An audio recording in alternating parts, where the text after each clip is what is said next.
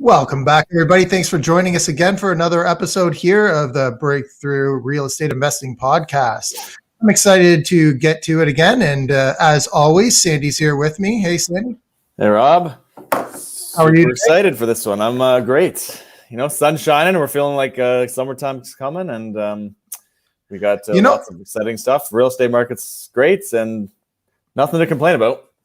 I don't want to be a downer here because the sun is out, and that's very, very nice. It doesn't usually happen, to be honest. We get a lot of great days here, but what I tend to notice is as the day progresses, the clouds roll in. It seems to be that way. It's been that way. You're right. Yeah, but I'm excited to get outside after we're done here and enjoy some of that too. Hey, everybody knows this, but I'm just going to say it again because I gotta. Go over to our website, breakthroughreipodcast.com. Can download all the episodes that we've put out over the past years, listen to them right back to the first one. And as well, you can contact and get in touch with and communicate with all of the guests that we've had over the years. So it's a great way to stay in touch, and they can also get our free gift. Yeah, the ultimate strategy for building wealth through real estate. And when you download that, of course, as you know, you'll get on our email list so you never miss a show, never miss a webinar or a property tour or anything else we got going on. And so go pick that up and never miss out. And as well, go over to iTunes, leave us a rating and review. It helps out a lot, guys. You know that helps us get out there and into the ears of people that are eager to get this information that we have to share with everybody. I know that if you have a problem with whatever service you're using to listen to the podcast, let me know, because there's been a couple of people saying that their channel is not working properly. I think we've got it all fixed now, but if not, just let me know. Reach out to me on Instagram or Facebook or email me, whatever, and we'll try and get it fixed. But as far as I know, I think everything's up and running again the way it's supposed to be. I think so too. And you can always join us live on Facebook or YouTube while we're airing the show, as we're doing right now, and ask us questions live. We'd love to hear some comments and feedback through the show. Ask our guests. You can jump in right while we have them here and they're ready to go. And we would encourage you to do that so you can, just avoid any technical mishaps that might happen afterwards and get a chance to communicate live. Yeah, that's every Wednesday or every other Wednesday, 10:30 a.m. Okay, I think we've done all the housekeeping now. Sandy, you got anything else to share before we get going? Hey, nothing much really today. I think we've got a great, exciting guest here standing by with Dan Desveaux, and I think we should get to him. What do you say? Yeah, absolutely. Let's do it. Welcome, Dan. Welcome. Hey, thanks for having me, guys. Yeah, it's really exciting. I'm looking by saying, first of all, sorry to interrupt you there. I got to jump in and say, how come Sandy has such great looking hair? Does he got some kind of connection on a barber in house or something, or your wife cut your hair for you, or what's the story with that? I know, because it's tough to find a good haircut in a normal time, let alone when there's nobody cutting hair. But I do have my hair is seriously going crazy here. I just look at myself on here and it looks crazy. But do you have some kind of black market connection on? I do actually. I have on some a hairdresser. I have some black market stuff. Yeah. I can't really reveal anything. That's what a black market kind of is, right? You can't really talk about it. But I do have some connections. If you're in the Hamilton area, I could maybe set you up with something. Yeah, I might actually make the drive. I got to come on the show. Rob, I know that you're doing your own hair. That's with the razor, but I was just about to ask why you weren't inquiring about mine. It looks great. Yeah, you do a good job of that too. That's with the razor on there. Well, I need a haircut bad, but anyway, I'll let you introduce me there, and we'll get this thing going. Yeah, I'd love to. I'll read a quick bio here, and you can share more about yourself, of course, afterwards. But Dan lives and invests in Sarnia, Ontario. And so I believe you're our first guest. Actually, no, probably second guest from Sarnia, Ontario, Corey, on our show. We've had Corey on before, yeah. Probably a year or 2 years ago now at this point. But Dan started investing in 2003. I flipped over 20 houses in the last 2 years, over 50 in his career. He's got a current portfolio of buy and hold real estate, I assume, in the $6 million range. And he's also an active part of the Big Brother organization for the last 13 years. So giving back to the community and doing some great things there in your local area. So That's just a quick couple of tidbits there, but welcome. We're happy to have you here and can't wait to learn more about this stuff. Thanks. It's awesome. Thanks for having me, guys. Yeah, I'm really excited to talk about this because, one of the things that I'm always interested in is finding deals that work for flips. I mean, I feel like it's next to impossible in the market that we're in. So we're going to dive into that and I'm looking forward to it. So thanks for being here again. Not again, but again, thanks for being here. Yes. Yeah. Yes. Okay, so around. let's get right into it. I mean, we always start off this way. Let's talk about how you got started in real estate investing. Well, that's a funny story, and it goes way back. When I went to University of Windsor for art. I was thought about being an art teacher. Got out of there and realized that no, this is definitely not for me. And I thought, well, I got to do something. So I thought, well, I had done construction over the summers, like several summers. So I was pretty good at construction. I thought, well, I'll do that in the meantime. So I moved to Toronto, actually, from Sarnia. I moved to Georgetown back when it was, this was about 20 years ago. So it was just a farming community back then, basically. And I was doing new construction. I did that for a few years, and I was going pretty well. And then I herniated a disc in my back at work. And because I was self-employed, I couldn't get unemployment, and I had to get back surgery. And then, so I basically couldn't get unemployment. So I was in Toronto for a while. I thought, well, I could just go back to work, and I ran out of money. So I had to move back into my father's basement of his rental house at 28 years old. So it was embarrassing. It was horrible. I had no money. It was down in this dungy, old, moldy basement. It was not a great scenario. It was quite depressing. And one night, I don't know, about 2 o'clock in the morning, I probably came home from the bar or something. I don't even remember, but I remember it was early in the morning, and probably having a little snack or something. And I was watching TV, and there was a infomercial on TV, and there was this little guy named Tom Vu. I don't know if you guys know who Tom Vu is, but he did those crazy 80s, what are they called? Infomercials, where he'd be driving around in a, like in his, what did they have back then? Not a Mercedes, a Rolls Royce. He had a Rolls Royce. It was hilarious. Or he'd be driving his boat with a bunch of girls with bikinis on there. Anyway, I thought, oh my God, like this is literally it. That was my moment for when I said, this is absolutely 100% what I want to do. So of course his seminar was in Florida. It was $6,000 US to go to this seminar. I didn't have a penny, so I thought, oh my God, what am I going to do? So I did some research at the time, and there were some other guys in the game there too. I mean, obviously there was Robert Kiyosaki, there was Carlton Sheets, there was Robert Allen. All these gurus were doing the same stuff at the same time. And so I ordered some stuff from this guy named Carlton Sheets. And this great big fat binder comes to my house. I don't know what I paid for it. It was $1,000 US or something. And this great big binder comes to my house, and I'm looking, reading it, all this stuff. And all of a sudden, I don't know anything about real estate. And it's all US based stuff, but the strategies are basically the same, no money down, seller financing, those kinds of things were in there. And at the beginning of the chapter, it says, go around to neighborhoods that you would potentially want to invest in, and look on people's front yards and see if you can see signs that will say for sale, house for sale, will finance or owner financing, and I thought, this is complete horseshit. I've never seen any of these signs. Like, what? There's no way that this works. But literally the first week I go out looking at houses, there's a sign on a front yard of a house, little wartime house, and the sign on there said, it said house for sale, will finance. I still have a picture of that. And I thought, oh my God, this can't be happening.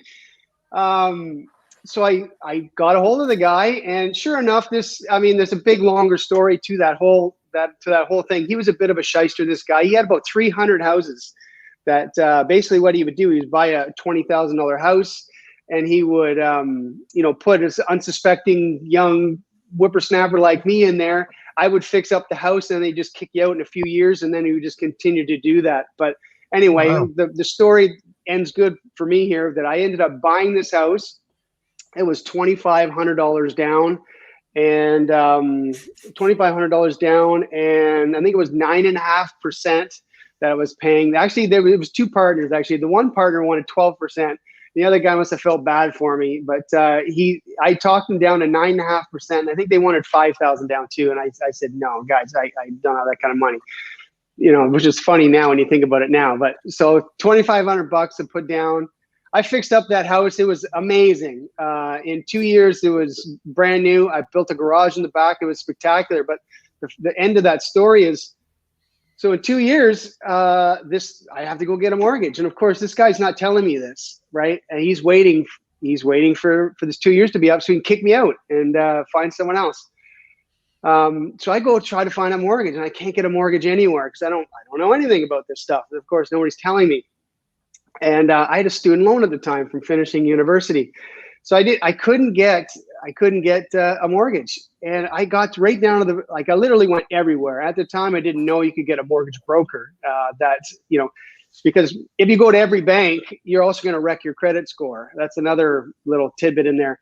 But so I went to every bank, and they all said no. And I get down to the last bank, RBC, and I'm filling out the forms, and they get to the section where it says, do you have any debt? And I thought, I think I'll just leave this blank. And I left it blank and filled out the rest. And of course, this is 20 years ago.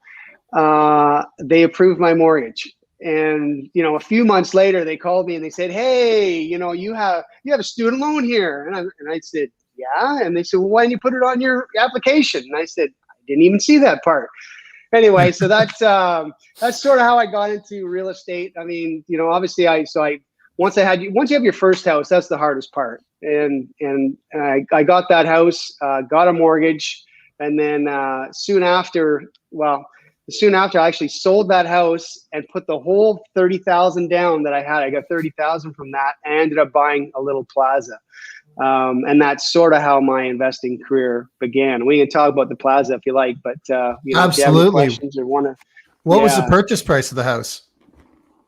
So the purchase price of the house was $57,500. This is in Sarnia? $57,500. This is in Sarnia. Yeah. I mean, there was back then, 20 years ago, there was houses under 100,000 were everywhere. Yeah. Even now there's a few kicking around, but now the market we all know has gone completely bonkers. It's gone bonkers here in Sarnia, but it's funny, in Toronto or in the Golden Horseshoe, Ontario, wherever, it's gone up. It's been great. It's gone 5-10% a year for the last 10, 15 years. In Sarnia, it's stayed at literally 2% increase for 20 years. And then literally in the last 3 years, it's gone up 120%. Yeah. Which is completely crazy. But anyway, so yeah, I ended up buying a little plaza. I don't know if you want to talk about my first plaza I bought, but nah, we won't. We don't want to talk about that. Yeah, we can. Yeah, absolutely. Let's hear about it. Of course.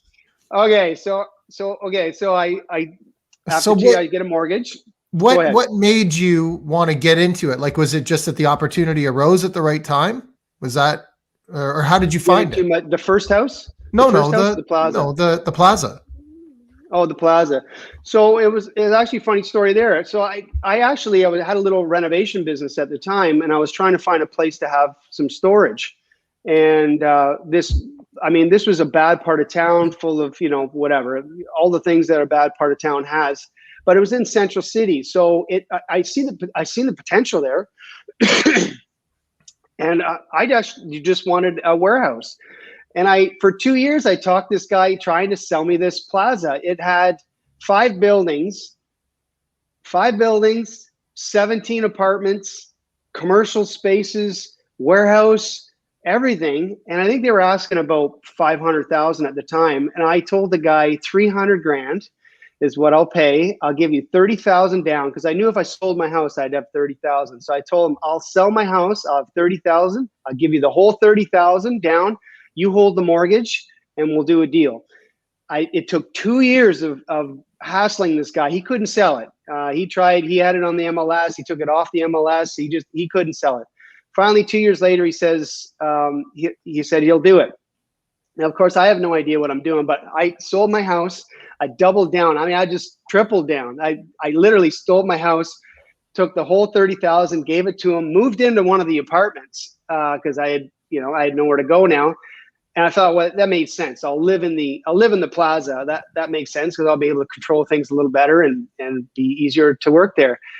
And ended up buying the plaza. But there's a funny story about this is, so I have no idea what the hell I'm doing. I'm at the lawyer and I'm signing the papers. And I'm going through, all the addresses there. And I'm signing all the papers. And it has, because it's on a corner street, there's several addresses. And I get to the bottom of the page and it says 222 Dundas Street. And I said to the lawyer, I said, what is 222 Dundas Street? And they said, well, that's the fiveplex. And I said, the fiveplex for what? And he says, the fiveplex that's part of this deal. I go, there's a fiveplex part of this deal? Where is this? So it was a street over, and the seller had no idea. When we negotiated this deal, he said, what are we talking about here? And I said, all the properties. Well, I meant all the properties on the corner. He thought I meant all the properties, which was all he had, which was an extra property down the street. And that was part of the deal that I had no idea was even in the deal. So that was a great ending to that. I got a fiveplex for free. That plaza was completely, I can't even tell you the learning curve that I went on from that plaza. But it was the greatest thing. It was about, it was literally about, I still actually own that plaza. This is where my office is, but it was a 5-year hardcore learning curve of everything about real estate. And I'm forever grateful that, that happened to me actually, because that's what started me on the path to freedom. And that's, but boy, 17 apartments, pretty much every apartment had a clawfoot tub, cast iron clawfoot tub on second story. It was full of drug addicts and crazy people and fights in the parking lot and late night parties. And just, for years, it was a battle, just turning that into something. But at the end of about 3 years there, having neighbors coming out, we're right across the street from a skate park. It was actually the first kids skate park in Canada. And we're right across the street from that. And the kids wouldn't go in the park because they were too afraid because there was so much drugs and craziness going on at the time. But after 5 years, the entire neighborhood changed because of changing that plaza. So that's been a great feather in the cap over the years, that converting that plaza. We can talk about financing if you want. That the financing was crazy there because I ended up, this guy was holding the mortgage. And after 3 years of him holding the mortgage, he was actually holding it at 5%. But I was nervous that I wasn't going to be able to get financing when this thing came due, because I'd spent so much time and money on it. So I was so focused on getting financing. I ended up going to none of the banks would touch it. But I went to, because I was self-employed too at the time. So I ended up going to I think it was AIG or one of those insurance companies that did mortgages at the time. And they gave me an 8% mortgage. I had a 5% mortgage. I traded that in for an 8% mortgage, only for the fact that they gave me a couple of $100,000 extra. And that made a huge difference, because I didn't know back then about borrowing private money to fix things up and do the BREI strategy, right? I didn't know anything about that at the time. This was literally my first property. And so I ended up getting getting this 8% mortgage. I had a couple of $100,000.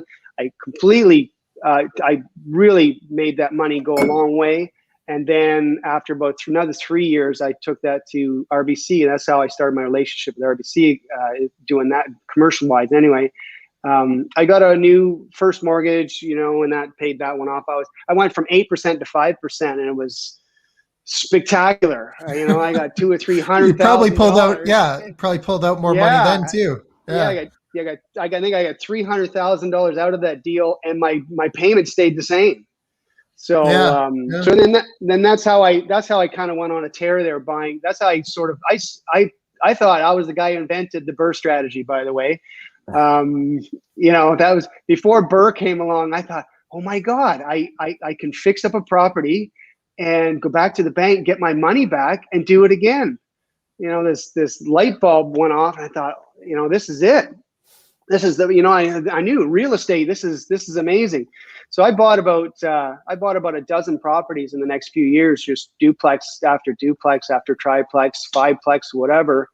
This was, back in Sarnia, 15 years ago. It was shooting fish in a barrel. But, I wish I knew what I know now. I would have had, I would have bought 40 houses. Yeah.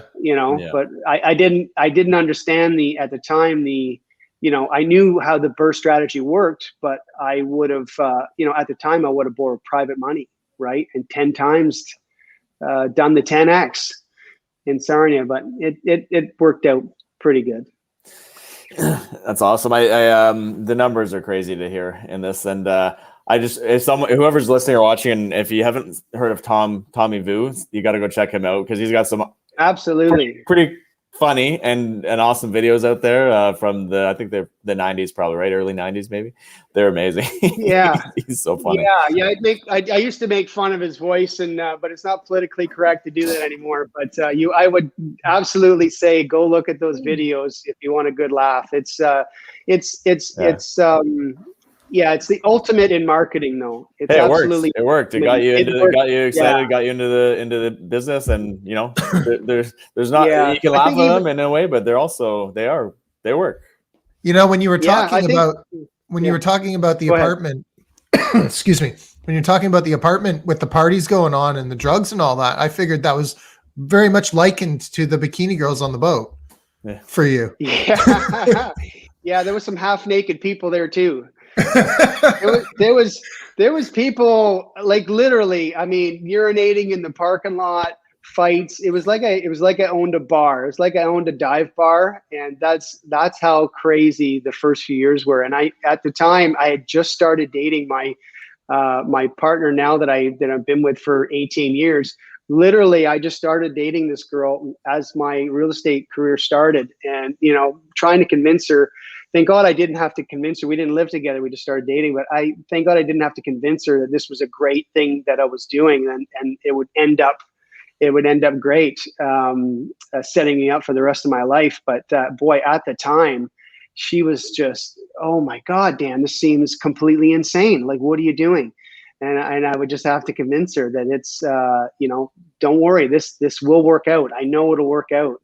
But it was tough. The first few years was crazy. How did you have that? How did you have that like foresight to know it's going to work out? How did you convince yourself of that? And because there's lots of challenges, obviously tenants and crazy characters hanging around. You talked about the financing stuff a little bit, and that was some challenging times there a little bit. Although you got some good luck mixed in there too. How do you keep going with that? Because there's so many challenges that come up, right? Yeah, absolutely. Well, I think starting from zero helps. That's right. You're starting from zero, and what is the alternative? The alternative is to go get a job and do what everybody else is doing. And I seen that as a dead end. There's absolutely a dead end. You will never be, in my mind at the time, I thought I will never be a millionaire this way. It's going to be impossible. So I thought I literally have stocks. I can get into stocks, or I can get into real estate. Those are really only the two, buy a business or build a business. To be wealthy in Canada anyway, that's really the only three ways. And building a great business, I didn't think that was really going to happen. Stocks, that wasn't even an option. So pretty much real estate was, and it was my, like Damon John talks about the power of broke. When you're starting from zero, it's easy to get the ambition every day to say, I'm going to do this. Mm-hmm. And you can kind of see how other people are doing it as well, right? That, other people, it's just a matter of once you get these systems in place, you can see that it does work. But boy, fighting through it every day, wondering if I was going to go broke for the first 3 years was really, really hard. And especially in the back of my mind, thinking I could be spending 2 or 3 years working on fixing up this building and then still lose it. But again, when you start at zero, you keep on thinking in the back of your mind, the worst place I'm going to be is back to where I started, and I can do this again. So that's an easy way to keep it going every day. And not only that, you weren't just going to the property, working on it, and then going home somewhere else, like to a cozy house. You like dived right in and just lived on site. What was the apartment like? Living there. Well, I tried to pick the best one, but they were all bad. Obviously I started on the first apartment I started on was my own. It was actually a decent sized apartment. It was about 1,000 square foot apartment on the main floor. And I spent the first 3-4 months just working on that apartment. So I definitely had the nicest apartment after 3 or 4 months. But again, I was living there, and back then I didn't have any systems in place, and I was literally walking around, grabbing tenants on the street and saying, "You owe me $300," and just craziness like that. Like I said, I lived there. I had to learn all these systems.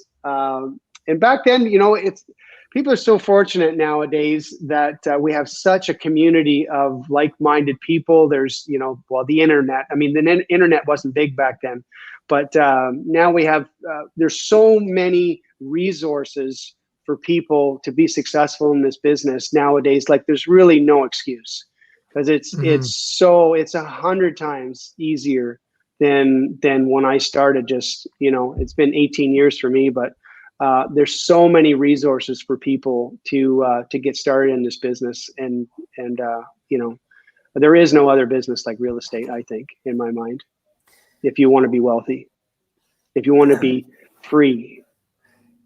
So do you still invest in mixed use sort of plaza multifamily style properties? And I do. What challenges are out there today, or has it changed much, or what do you think the future of that is?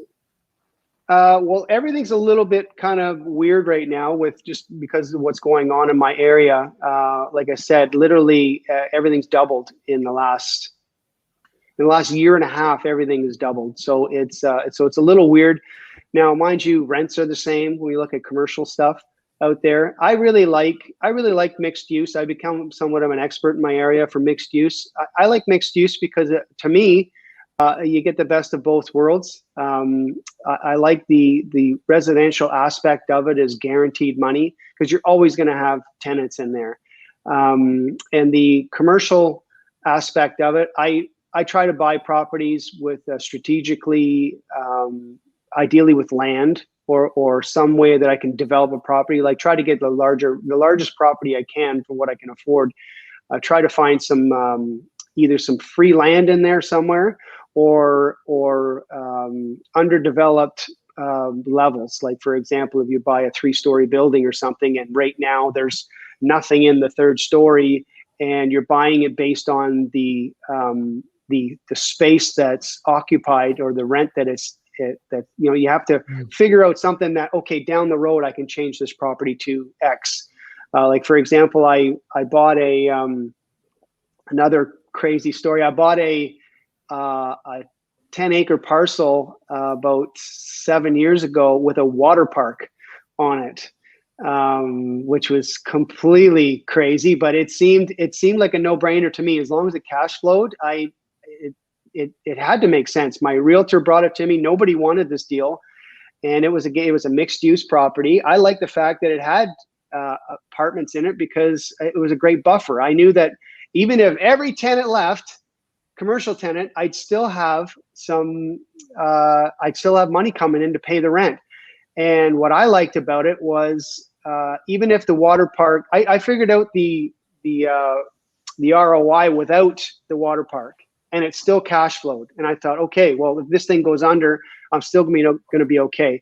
And the water park was sitting on 5 acres, and this is prime, prime real estate in Sarnia. We're kind of in a corner. To the north, we've got the lake. To the west, we've got the river, the U.S. And to the south, we have refineries, Indian reservations and stuff. You can't go out there. So really the only direction you can go is east. And this 10-acre piece is literally right in the way of that. And I thought, well, in 5 or 10, 20 years, whatever it takes, this is going to be a prime piece of real estate. So as long as it cash flows, which it does, then there's great potential there. I'm actually right now I am studying for my to get my Terrion license to be a builder, and I'm thinking about developing the 5-acre parcel in the back of my property. I'm surrounded by a retirement community that's around me right now, and ironically, I'm on commercial, and they won't let me develop at the moment. They won't let me develop this thing I'm trying to develop, but I'm surrounded by a trailer park. I think down the road I'll figure out a way to because I know there's a project down the road that they've just okayed, and it's residential. So I think down the road they'll let me do it. And so it's just a great property. But boy, that was a good learning curve too, buying a 10-acre parcel with a water park on it. There was lots of fights with lots of stories, crazy stories, I actually had to get this water park taken down, and I got lucky, and I have a new tenant there, axe throwing business. And he, one of the deals I made him is he could use that back part, but he'd have to take the water park down himself. He'd have to pay for it.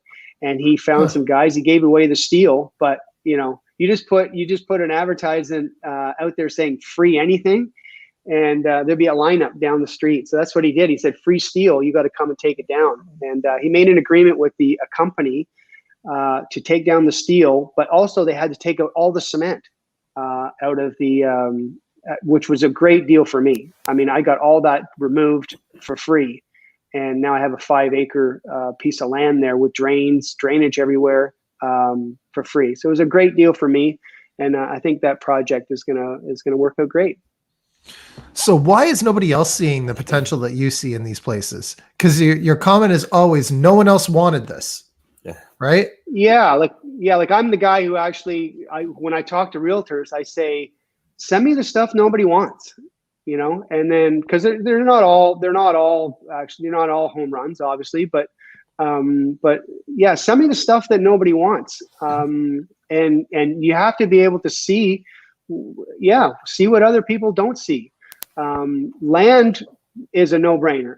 I mean, the other stuff does take some work to figure out, change of use and those kinds of things. But if you're buying property for under even what the land is worth, it's a home run all day long. Like this particular property was 10 acres on the main drag.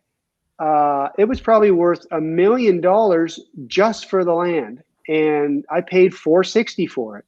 I think they wanted $650, and it sat for a year. And I said $460. And then eventually they just said, yeah, you can have it for $460. And the land today is worth $2 million, just the land without any buildings.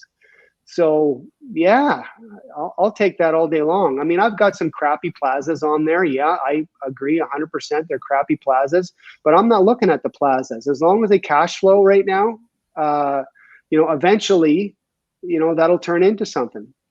I actually, the owner of that plaza, so it was a 10-acre parcel, and then he sold off 1 acre on the front corner right by the highway, and it was attached to my property. He sold that, years before I bought it. But when I bought it, I been eyeing that thing for years, and then finally I convinced the seller. The seller was going to go bankrupt, and I convinced him to sell it to me. So I actually bought that 1 acre parcel on the corner, which is, I bought it for I think $200,000, and it was worth minimum $500,000. You're talking right prime real estate, right on the main drag, a 1 acre parcel with about 1,000 feet of frontage. So, yeah, so that worked out great. But I mean, time, you have to certainly be patient in this business. Absolutely. Yeah. You have to be very patient. A lot of these deals, I literally bugged these people for years. I bought a 9-plex, about 5 years ago, I bought a 9-plex for $150,000, a 9-unit townhouse complex for $150,000 in Sarnia. True story. but I bugged that guy for 2 years. And I spent about 300 grand. I'm trying to remember what exactly I spent on that, but I spent about 300 grand. I knew I had about 550 into it when I was done. And, it was worth $1 million right then. So now it's probably, with the way things are going, it's probably worth $1.5 million. That was about 5 years ago. That was a great project, but I had to bug the guy for 2 years. And I encourage your listeners, if they're getting into the game, and they have to understand patience. You have to have a list of literally 100 places that you're after, and bug them all the time, and bug them and bug them and bug them and bug them until and then just at one point, if you're the guy who's calling all the time, when they do decide to sell it, they're going to call you first. Mm-hmm. And and those are the deals that you want. Man, I feel like we could talk about the challenges that even just the first plaza that you brought up. I feel like we could talk about that and fill like 2 hours just with the challenges and the progress of that place. But you mentioned earlier, or Sandy mentioned in the bio, that you've flipped over 50 houses.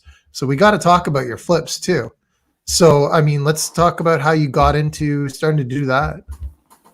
Well, the funny thing is about flips is that I actually got into that sort of by accident. And I had a construction background, so that definitely helped. But flipping, I would say flipping is 90% management and 10% everything else. Over the years, I've learned this the hard way, because I thought, well, how hard can this be? I have a construction background. It's really not about anything about the construction. It's really managing people, managing your time, managing. And I actually got into flipping because back at the story I was telling you earlier about having a student loan, the student loan was really causing me grief. I couldn't figure out how to pay this thing off. So I thought maybe I'll get into flipping. This is, about 10, 12 years ago, or actually about 15 years ago. And I thought I'll see if I can flip a house. I bought this old crappy house, I think for about 40 grand, which is crazy talking about 40 grand for a house nowadays, but for 40 grand. And it took me a few months to flip this house. And I made exactly $17,000, and that's exactly what I owed on my student loan. And I just went wham, and then I went, okay, this works. Yes, I really like this. And I only flipped, 2 or 3 houses a year for several years, and then I didn't really take it seriously until about 5 years ago. And then I went all in with I actually took a little bit of a break there for a few years, and I just thought, okay, I'm sort of retired now, and then realized that sucks. It's pretty hard to build when you're, not actively going at things. So I thought I'm gonna get back into flipping, and I went all in on the flipping. And I actually had quite a bit of a learning curve on there. And it's not as glamorous as definitely what TV shows and all that you'll see on TV. I can give your listeners lots of horror stories about flipping, but it can be very profitable. It's been really good in the last few years, but my first 2 or 3 years, it was a real struggle. I believed back then that foolishly that the more work you did on the house would equal more money you would make. That was my thinking back then, and realize now it's the complete opposite.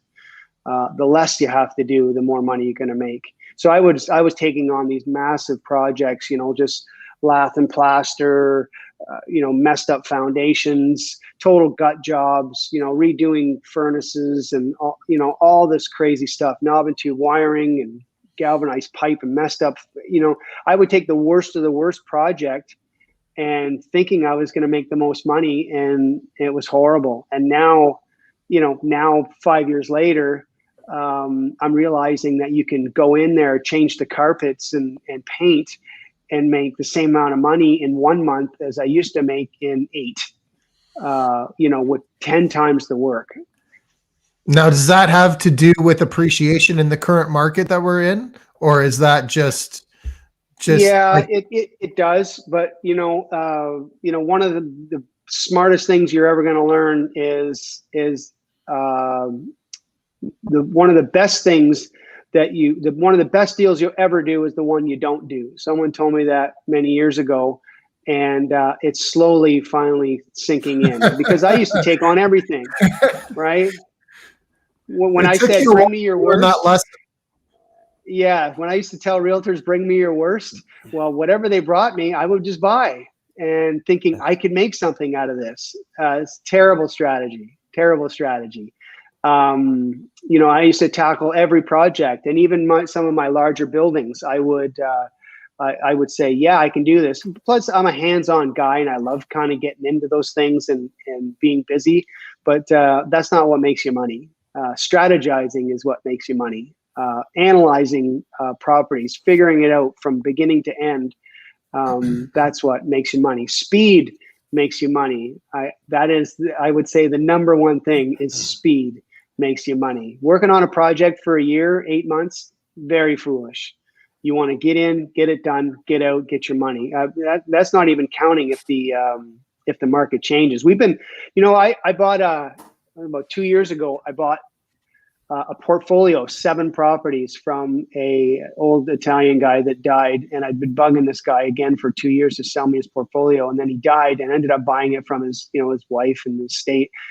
And I don't know what the hell I was thinking, but I bought 7 properties all at once. And all 7 of the properties were bad foundations, knob and tube, lath and plaster, roofs. It goes on and on and on. And that project I worked close to 2 years on and didn't make any money, not a dime. I might even have lost a little bit of money. I don't even know. But those 7 properties cost me 2 years of my life, and the market really saved me, because if the market stayed flat, I would have lost money. But now I've never lost any of my investors' money, but I've lost a little bit of my own.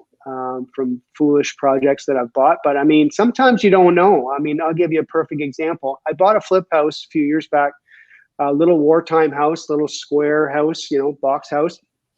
And it was $17,000. And I went in there and I looked and I thought, well, this isn't bad. It had a bit of a dip in the floor. And I thought, well, okay, that's not a big deal. I was smiling under my, as I'm negotiating this, I'm thinking, wow, I'm going to get this house for this cheap. And I thought I could just cut a hole in the floor and just jack up the not the foundation, but the floor joist, make it level, paint and whatever. And I'd sell this thing for $100,000 and I was going to make a killing. So bought this house. And then of course I didn't go underneath the house because you couldn't get underneath the house at the time. And obviously I was going to cut a hole in the guy's floor to jump underneath the house. So I just bought this house sort of in, I know what I'm doing. So I bought this house, cut a hole in the floor, very first day, a demo day. Jump underneath and I look, my heart sank, like literally sank. The entire main floor that was holding up all the walls for everything was so punky you could take your finger and stick it through the floor joist. Wow. That's how I couldn't believe that the house was still standing.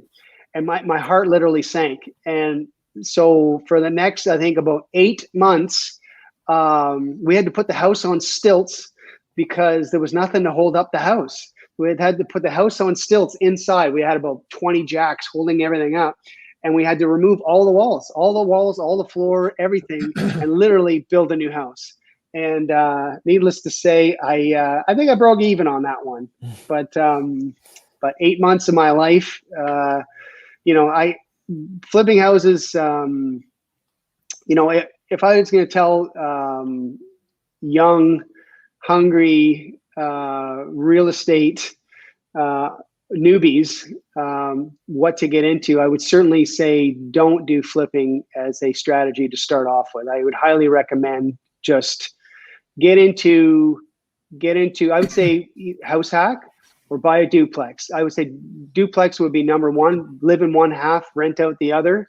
And then once you get 2 or 3, maybe 4 or 5 houses under your belt, then maybe tackle flipping houses, because then at least you have some kind of a foundation. If you blow your brains out on the first on your first flip, you may never get out of debt. Like you literally may never get out of debt. It would be a lifetime sentence. And I think it's way, way easier and safer just to, buying a duplex, you can get your mother to co-sign. You could get somebody to co-sign for you. The barrier of entry is very, very little. When you're flipping a house, it's very, very dangerous, especially at the beginning. That's my 2 cents on house flipping. I think those are great points. I think the speed is super important, getting in and out. I guess so many things popping in my mind around myself or other people I've worked with where they're going in and wanting to do everything because it's sexy, it's fun, it's on HGTV, it's what they think that's what flipping houses must be. You need to beautify to make it look beautiful. And then there's so many times I can look back on those projects and go, well, what, you should have just sold it right away and done nothing. Mm-hmm. You would have made absolutely you would have made the same, or maybe you would have made it slightly less even, but you didn't spend any time there. You were in and out in a couple months versus a year. I just can't imagine. There's so many stories that I could go through around that it might not be as fun or as sexy, but it makes you money. And well, that brings up wholesaling. That leads right into wholesaling. Exactly. So, yeah. I mean, I've been actually doing that lately because, for example, in the bad part of my town is the South End. So I just say the South End. The South End here, if you let's say the highest end house is going to get you maybe say 300,000. Let's say, for example, I bought a house a month ago for 140,000 in this area where the absolute top of the market is around 300. I thought about this for a little while and I thought, you know what, if I fix this house up, it's going to cost me about 80 grand. I paid 140. You after you add that up, plus them always something goes wrong, add a little extra in there, 10% buffer. At the end of the day, after I pay realtor fees and all this other stuff, I'm probably going to make, let's say, 60 grand, 60, 70 grand, which is great. That's great money, take that all day long. And then I thought, I could probably do nothing to this house, literally nothing. And because I was going to fix the roof and I thought, I just got to get that out of my head. What could I get for this house as is, not doing anything? And I made a few phone calls and 200 came, that was the number, 200 to 220. So I sold it. Someone offered me 200 grand for this house. I did absolutely nothing and made 60 grand. And the alternative, I almost completely renovated this house, which would have taken me 6 months. And I don't know, who knows what I would have made, but sometimes it's just better to look at the numbers right from day one. And you don't have to do anything. Sometimes you just have to fix the roof. Yeah. And just resell it. But anyway, that leads you into wholesaling there. That's totally true though, because every single flip that I've done, I probably would have made the same amount of money if I'd done very, very little or nothing at all. Yep. And it's probably due to the market at the time. I would say a lot to do with that, but still, I think what you're saying is very important for people to sink into their heads. Yeah, I made a joke with I have a fellow real estate flipper from London that he's kind of in my town doing deals there. I went and visited him yesterday and we were talking. And he said he had about another month's worth of work left. And then I said, well, lucky for you, in the next month, the real estate will go up another 20 grand. So I said, take your time and sell it in the summer and you'll probably make an extra 50. Yeah. Everything is just stupid around here right now. But yeah, wholesaling, at the beginning, I thought wholesalers, what these guys, they're, really wholesaling has only been popular in the last year or two. And people are actually making legitimate businesses out of wholesaling. I can't, the numbers really don't work for me. For me, like a lot of the wholesalers now are saying, this is under market value. I don't really see much difference between what the wholesalers are offering and what you'd get the house for on MLS. I think the wholesalers are taking a little too much, but listen, if I was a wholesaler, I'd want more money too. So, well, I do think the big thing right now too is, I shouldn't say this because if you're on a wholesaler's list, you're probably competing with a bunch of other people as well. Absolutely. But I think that there's a lot less competition. I mean, we're in bidding wars of like the house down the street from me had 49 offers on it the other day. Like, so if you can be in a bidding war with like 5 people, you probably got a little bit of a leg up. I mean, just to be able to get into something right now is pretty challenging, depending on where you are.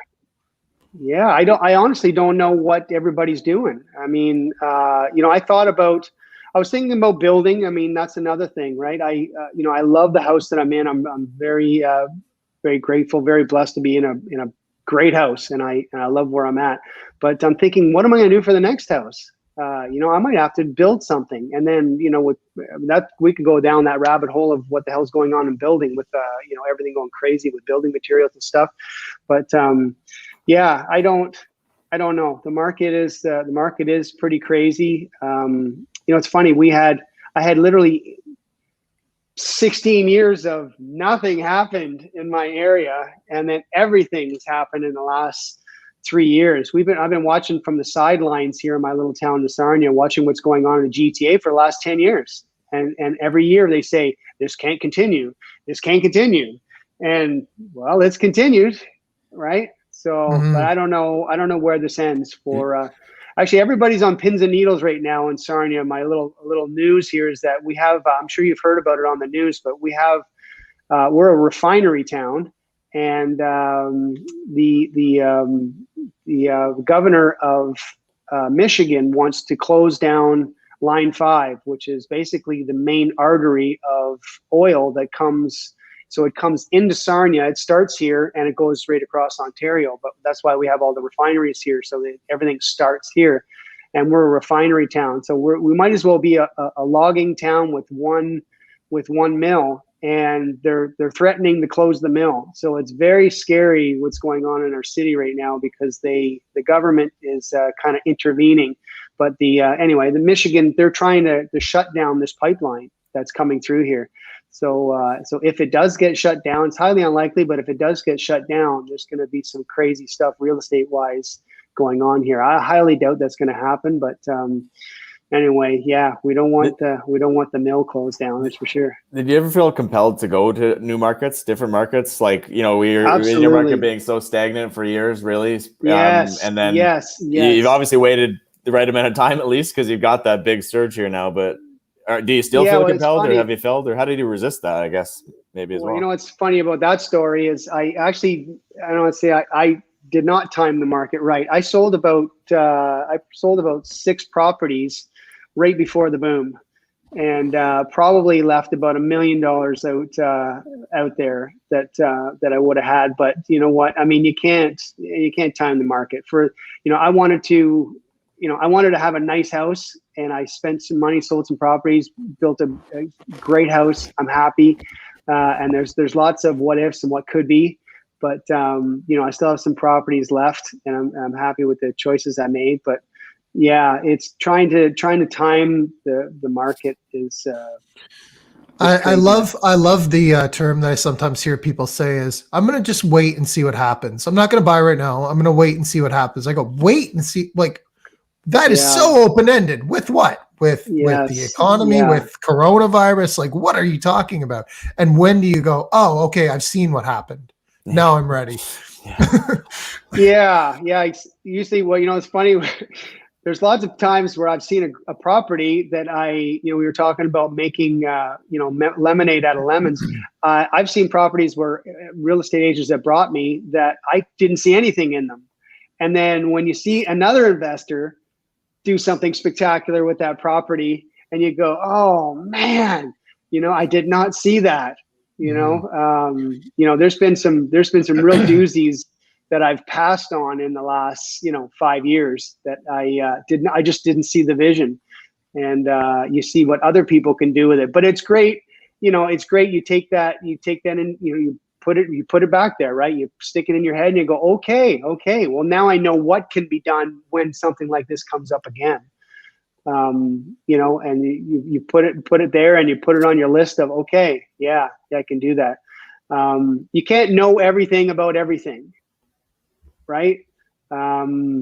I'm trying to learn as much as I can. I'm trying to, and especially, I'll tell you, it's a dead end too, trying to jump from strategy to strategy. I would certainly say, get good at something, pick something, get good at that one thing before you move on to a next. Because if you're going to be chasing shiny things, I've been guilty of it myself. If you start chasing shiny things and, this guy's doing great in rent to own, or that girl is doing great in flipping or whatever, if you just start jumping around thinking, okay, and it's really hard with the internet now because everybody's a rock star, right? If you're looking on social media, everybody's a rock star, and nobody makes mistakes. But if you talk to any of these people, oh yeah, there's plenty of mistakes to be had by everyone, and I've certainly made a lot in my career, and I'll be making lots more. But you just have to keep on going and learn. Try not to make the same mistake too many times, and keep moving forward. It's the same with location, right? I think Sarnia sounds pretty. It's just a bit of a shiny object right now for us, probably. Yeah. and it's probably a great city to be investing in. There's cities all over the place that sound appealing, but staying in your lane and what generally is a good route. I'm going to wait and see what happens with your with Sarnia. They just said on the news that Sarnia is one of the most top 10 affordable cities in Ontario now. I thought that was funny.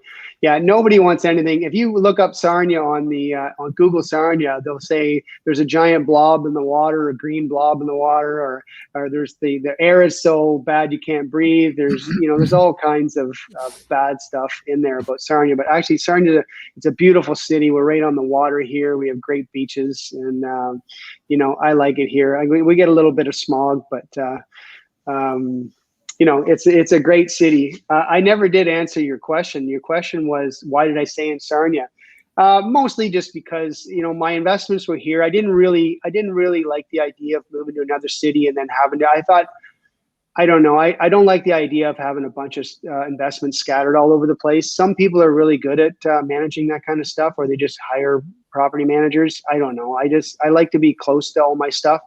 Literally everything I own is a 10-minute drive. So it's nice. I like that. And then also my family's all here. So, I actually really, really like the fact that my family's all close. I want to go see my brother. I want to see my sister, whatever, my mom.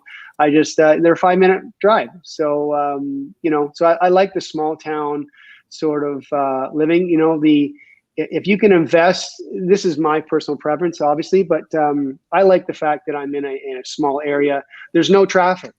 Like there's literally no traffic.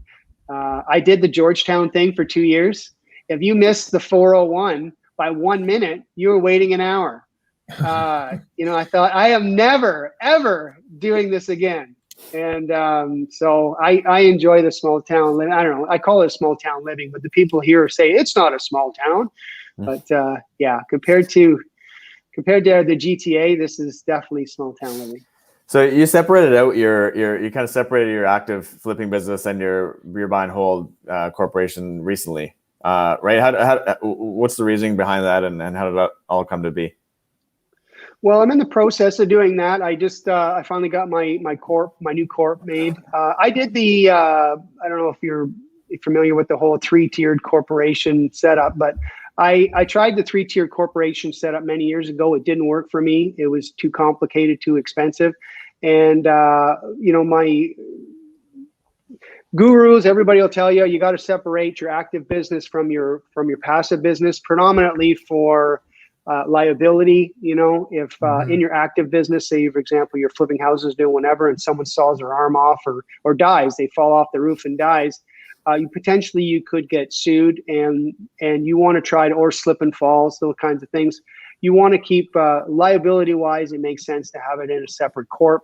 I'm doing it for that reason and other reasons. I think it's easier to keep track of financially, in accounting perspective, to keep track of everything on your passive side, your buy and holds, and then have your active businesses, whether that be investing in flips, or if you have construction aspect or property management aspect to your business, having that separated, I think that makes it easier.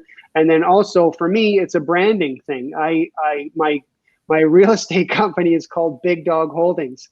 So so in a branding perspective, it's not really, doesn't make sense, right? I'm not going to be Dan the Big Dog Holdings house builder or whatever I'm going to be, or the house flippers. That doesn't really make sense. So so branding. So that's I'm going to be my new corp is called Easy Realty, and I think it's a perfect name for what I want to do. And then I think eventually down the road, when I do get into building houses and potentially I want to build like retirement communities is ideally what I want to do down the road. But I got to start by building something so I can build some houses. But eventually that'll be a separate corp as well. So that's why I separated it all. Cool. It's easyrealty.ca, right? People can go check out that and learn more as you go. Easyrealty.ca. Yeah. Dan, I can't, like, we could have probably done a double feature here, but so would you be willing to come back and talk to us again? 100%. 100%. Anytime, guys. I mean, this is awesome. I loved every minute of it. You know, I think maybe sometime, Sandy, we should like start a series where we do like a deep dive and sort of like, now we've got an overview of everything. You know, we could really dive into that first investment, let's say, as just a deep dive episode. True. I think that'd be very interesting. One property. Yeah.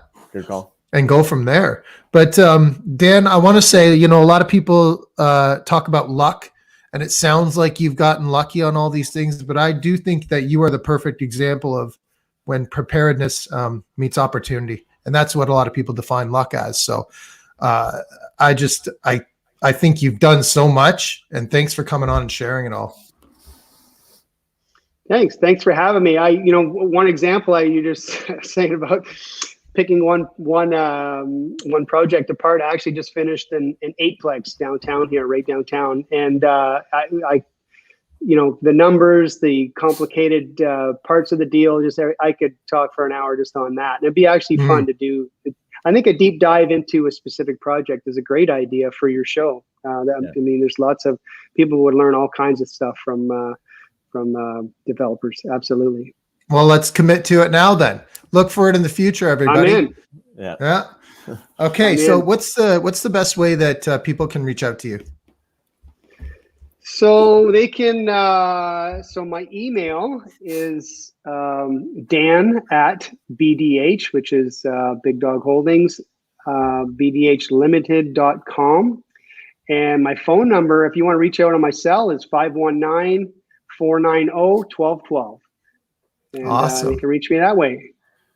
And all that info is going to be in our show notes. So if you missed it, you can just click in there and get in touch with Dan.